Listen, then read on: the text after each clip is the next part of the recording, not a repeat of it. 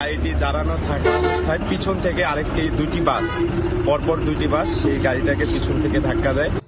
এজন্যই বলে জীবনের 1 সেকেন্ডেরও ভরসা নাই, কেউ জানে না কার মরণ কোথায় লেখা আছে।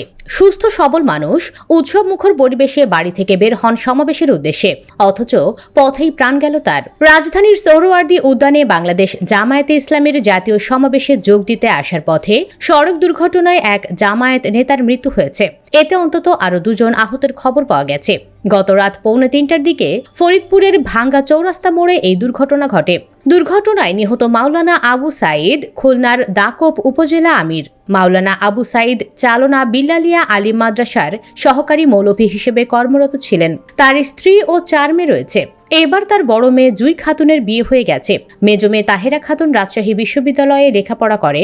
সেজো মেয়ে হুমায়রা খাতুন এবছর চালনা বিল্লালিয়া আলিম মাদ্রাসা থেকে দাখিল পরীক্ষায় জিপিএ 5 পেয়েছে। আর ছোট মেয়ে জুথি 8ম শ্রেণীতে লেখাপড়া করে।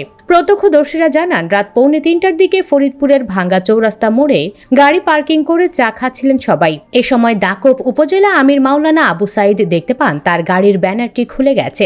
ঠিক করার জন্য তিনি নিজে সহ কয়েকজন কাজ করছিলেন।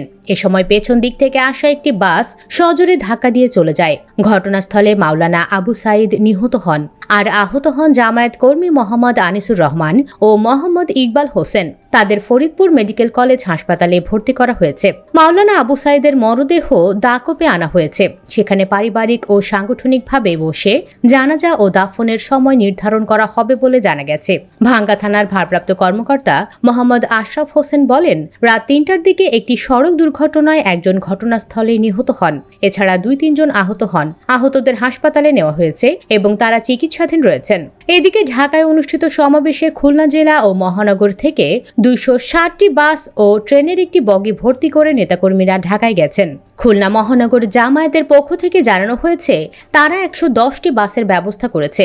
এসব যানবাহনে প্রায় 7,000 নেতাকর্মী ঢাকায় গেছেন। এছাড়া ট্রেনের একটি বগিও রিজার্ভ ছিল। পাশাপাশি ব্যক্তি উদ্যোগেও অনেকে সমাবেশে যোগ দিচ্ছেন।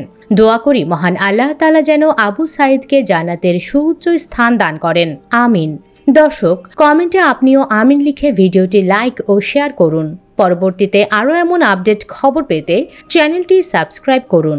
ধন্যবাদ।